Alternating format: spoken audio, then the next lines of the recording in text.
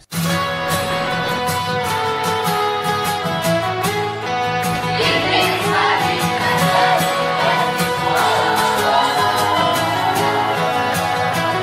you know I can claim the dreamer from the dream? Make it feel everything you've never even seen. Yeah, it's been a long, a long, a long, a long, a long, long. You were my favorite for a long time. Go. Steps and faces rearrange. You will see beauty give way to something strange. Yeah, it's been.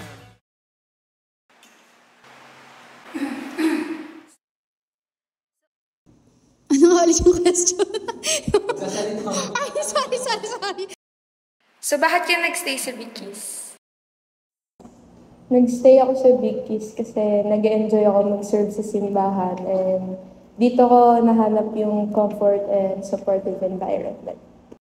Ako guys, ang sagot ko lang dyan, para kasing si Vicky's ay pamilya ko na, 'di ba? Kahit ano nangyayari sa labas ng buhay mo, always ka pa rin babalik sa pamilya mo. So, yun lang yung naging reason ko talaga kung bakit ako nagstay kay Vicky's. Gusto nyo ba yung showbiz? O hindi? Nagstay ako sa Vicky's dahil syempre unang-una sa paglilingkod sa Panginoon.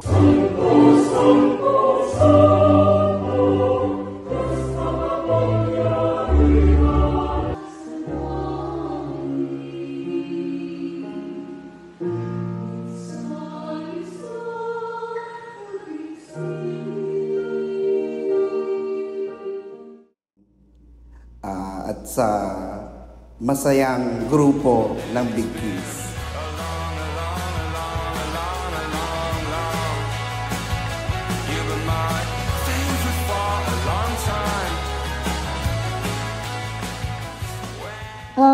Ako, siguro hinahanap ko kasi siya. Parang, simula bata pa kasi ako, nandito ako sa simbahan. Tapos, yung pagiging Vicky's, parang part na siya ng buhay ko na naging routine ko na siya. Na every Sunday, meron akong serve and nagsimba tayo, ganun. And Vicky's is part of my life, a family. Yun.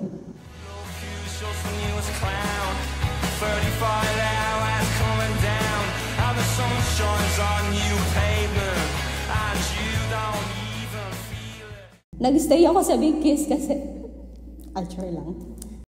Alam naman natin, ako'y NPA, no permanent address. Yun. So, kaya binabalik-balikan ko pa rin yung Vicky's kasi tinitreasure ko yung pagkakaibigan na nabuo namin dito sa Vicky's. Unang-una, ba't ako nagtagal dito sa Vicky's? Kasi dito ko nahanap yung mga tunay kong mga naging kaibigan sa Vicky's. At saka, parang naging part na lang siya ng everyday routine ko na dapat every Sunday, pupunta ko sa simbahan, imimit ko yung Vicky's, attend ako, magsiserve. Siguro ay yung naging mga point kung bakit nagtagal ako sa talagang ngayon pa ako sa Vicky's.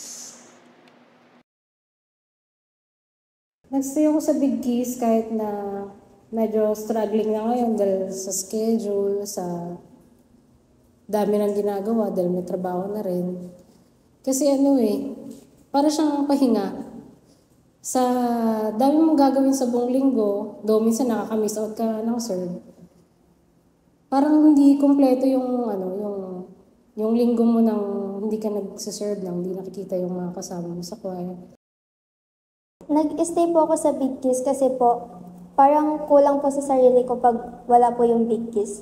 Kasi simula po nung sumali po ako dito, na-realize ko po na masaya po maglingkod kasama sila kasi po, sama-sama rin po sila and nakakakwentuhan ko rin po sila and every Sunday po, nai-enjoy ko po yung Sunday ko with them kasi po, nagsiserve po kami ng sama-sama and kumakain din po kami sa labas and ayun po.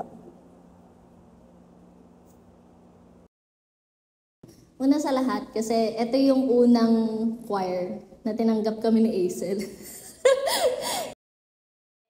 Bakit Big Kiss? Kasi dito ako nakakilala ng mga taong huhubog sa akin.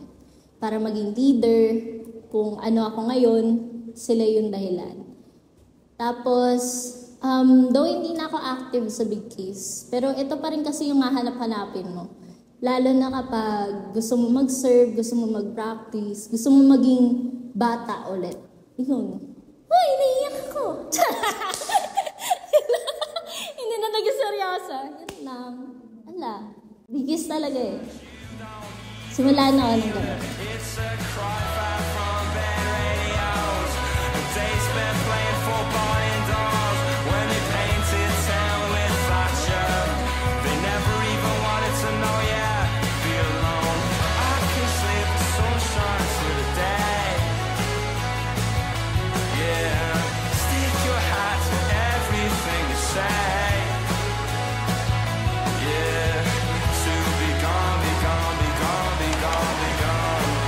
So, bakit ka sumali sa Big Kiss? Ay, bobo! So, bakit ka nagstay sa Big Kiss? Nauhan na lang yung tingnan. Pagtabang ito. Okay. Naka-play na yan. Okay, basta ikat-cut yun. So, bakit po kayo nagstay sa Big Kiss? Cut, direct cut.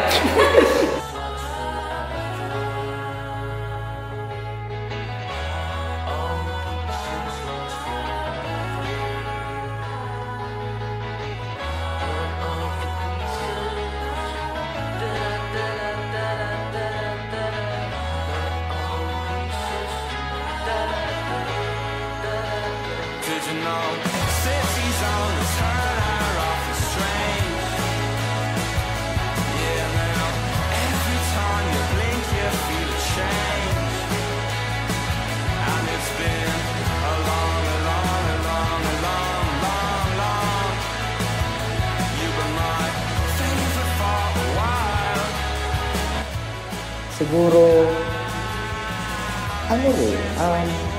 adyan ng Diyos na bibigay sa atin kung saan talaga tayo. Kung saan talaga tayo nakalagay. At nagbibigay siya ng mga instrumento o ng mga tao na kung saan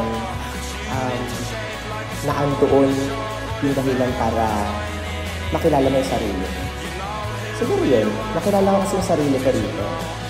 Dito ko nabuo, dito ko nabuo as kung sino ako, as an organista. Nagstay rin ako dito dahil sa mga minahal ko na mga kaibigan at din sa mga tinuro kong pamilya. Na hanggang ngayon, hindi nababali yung pamilya na yun. Kasi para sa akin, yung pamilya na binubuo ko ay mahalaga. At ang Big Kiss, isa sa mga pamilya na talagang tumimo sa puso ko. So, ayun. Wala ako nasa Uy, na-record! Oh!